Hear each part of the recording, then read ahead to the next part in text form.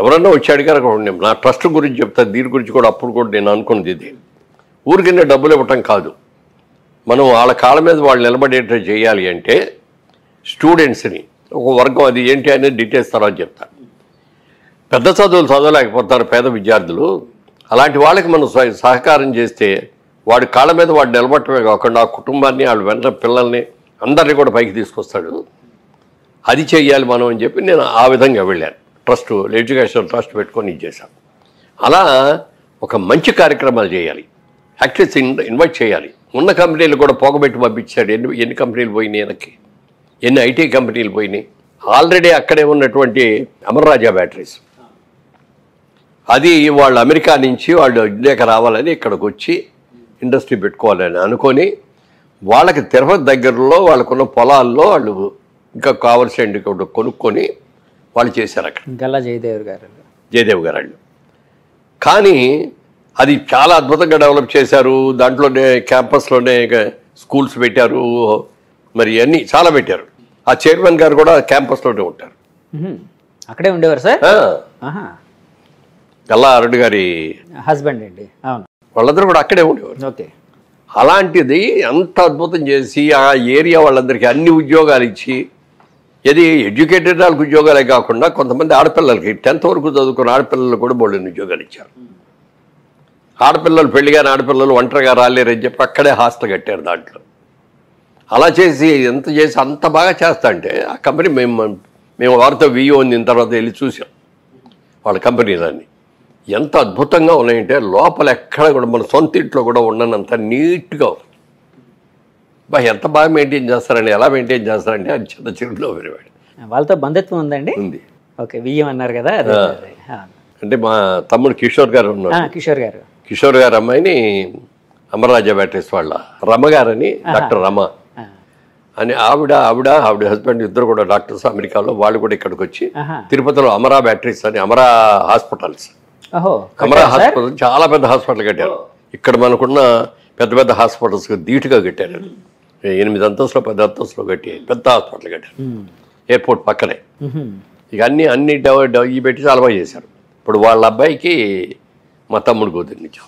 అతను ఇప్పుడు అమరరాజాలో one of the director. So ఆ బంధుత్వంతో ఒకసారి అక్కడికి వెళ్ళిన తర్వాత చూసిన తర్వాత వాళ్ళకి ఎలా పొగబెట్టాలా అని వాళ్ళకి పొగబెట్టి, మీ దాంట్లో అన్నీ కూడా సరిగ్గా లేవు, లోపలంతా పొల్యూషన్ విపరీతంగా ఉంది, దీని మూలంగా ఇది అవుతుంది, అందుకని వాళ్ళకి కరెంట్ కట్ చేశాడు, పవర్ కట్ చేశాడు, ఏదో జనరేటర్స్ మీద మేనేజ్ చేసి ఏదో చేశాడు.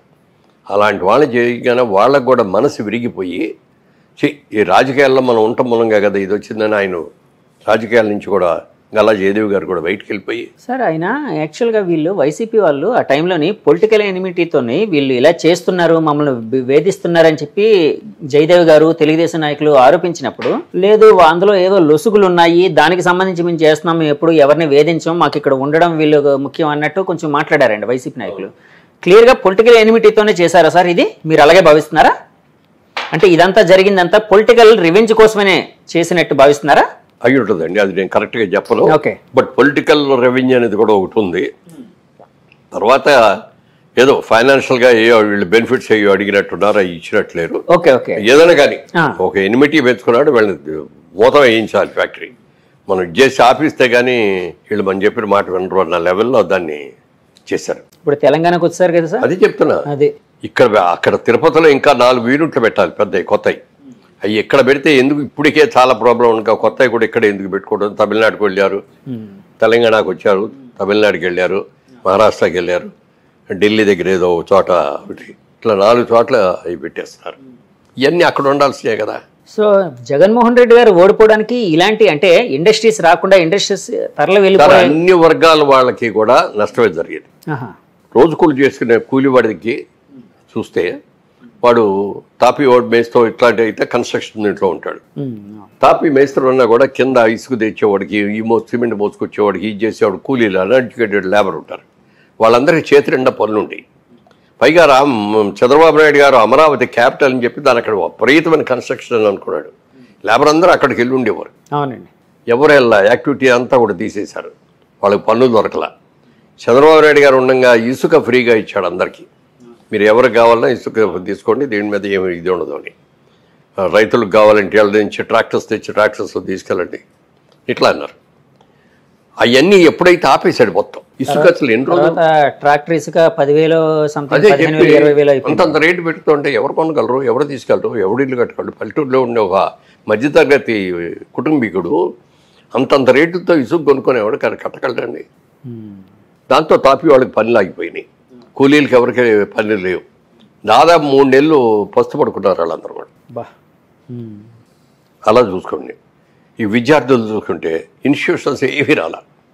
చంద్రబాబు నాయుడు గారు ఉండగా ఒక ఇన్స్టిట్యూషన్ వచ్చింది, ఆ లైన్లో ఇంకో 4-5 మంచి ఇన్స్టిట్యూషన్స్ ఉన్నాయి. వీళ్ళు వచ్చిన తర్వాత మాకేంటి అని అడుగుతుంటే ఇన్స్టిట్యూషన్స్ ఎందుకు వస్తారు? వాళ్ళకి ఆ స్థలం కొనుక్కోలేక ఎక్కడ కావాలంటే అక్కడ కొనుక్కుంటారు, ఎక్కడ కావాలంటే అక్కడ పెట్టుకుంటారు. ఇవాళ ఇన్స్టిట్యూషన్ మంచిది అంటే ఎక్కడికన్నా వెళ్ళి చదువుకుంటాం. అమెరికాలో మంచి ఇన్స్టిట్యూషన్ ఉందంటే కూడా అమెరికా వెళ్ళి చదువుకుంటున్నారు. బేరు చేయగలిగినాడు అలా వెళ్తున్నారు, బేరు చేయగలిగినాడు ఉన్నట్లు మనకు దగ్గరలో ఏ మంచి ఉంటే అటు చూస్తారు. ఆ ఇన్స్టిట్యూషన్స్ తెచ్చుకోవాలి మనం. ఇక్కడ మీరు చంద్రబాబు నాయుడు గారు ముఖ్యమంత్రిగా ఉన్నప్పుడు ఇండియన్ స్కూల్ ఆఫ్ బిజినెస్ అని ఐఎస్బి కోసం ఎన్ని రాష్ట్రాల ట్రై చేశారో చెప్పడానికి లేదు. చంద్రబాబు నాయుడు గారు మీకు రండి, మీకు ఏం కావాలంటే ఇస్తా, ప్రైమ్ ఏరియాలో మీకు సైట్ ఇస్తా, వాటర్ ఇస్తా, కరెంట్ ఇస్తా అని చెప్పి అన్నీ చెప్పి ఐఎస్బిని తీసుకొచ్చింది ఆయనే. ఔటర్ రింగ్ రోడ్ చేసింది ఆయనే, ఇంటర్నేషనల్ ఎయిర్పోర్ట్ చేసింది ఆయనే. ఐటీ ఇవాళ ఇంత హైదరాబాదులో ఐటీ ఇంత డెవలప్ అయిందంటే ముఖ్యంగా మాదాపూర్ ఈ ఏరియా, గచ్చిబౌలి ఈ ఏరియా కూడా ఇంత డెవలప్ అయ్యి ఒక అమెరికాలో అలాగే ఇంతంత బిల్డింగ్స్ వచ్చినాయి అంటే వీటన్నిటికీ నాంది వేసింది చంద్రబాబు నాయుడు గారు. సైబరాబాద్ అని పేరు పెట్టింది ఆయన, సైబర్ సిటీగా తీర్చింది ఆయన. ఇవన్నీ ముందు చూపు. ఆయన వచ్చేసి వెళ్ళిన తర్వాత ఆటోమేటిక్గా కంటిన్యూ అవుద్ది. సిమెంట్ రోడ్ వేసిన తర్వాత దాని మీద ఎట్లా వెళ్ళాలి అనేది తర్వాత వచ్చే వాళ్ళకి అర్థమైపోతుంది కదా. బేస్ ఎవరు అనేది ముఖ్యం. అవునండి. అలా చాలా ఇండస్ట్రీస్ అక్కడ రావాల్సినవి పోయినాయి, చాలా ఇన్స్టిట్యూషన్స్ అక్కడ రావాల్సినవి పోయినాయి. దాంతో ఏమైంది, విద్యార్థులకు కూడా అక్కడ ఏమీ సరిపడగా చదువుకోవడానికి లేదు. తెలంగాణకు వచ్చి చదువుకున్నారు చాలామంది, మెడ్రాసులో చదువుకున్నారు. కానీ ఇక్కడికి వచ్చేటప్పటికి ఏంటంటే మా లోకల్ విద్యార్థులు మా కోట అయిన తర్వాత ఇస్తూ ఉంటారు ఏదైనా. మన సెకండ్ గ్రేడ్ సిటిజన్స్ లాగే. అవునండి, అవునండి. మన స్టేట్లో మనం ఉన్నామంటే మనం ఫస్ట్ గ్రేడ్ సిటిజన్స్ అవుతాం. సెకండ్ గ్రేడ్ సిటిజన్స్ అయ్యేటప్పటికి వాళ్ళకి ఇంపార్టెన్స్ లేకుండా పోయింది. చదువుల్లో రాలేకపోయారు.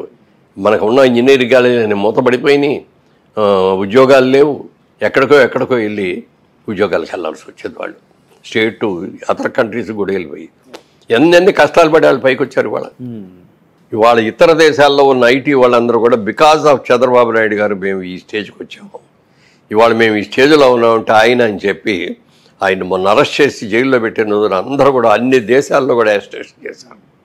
ఇక్కడ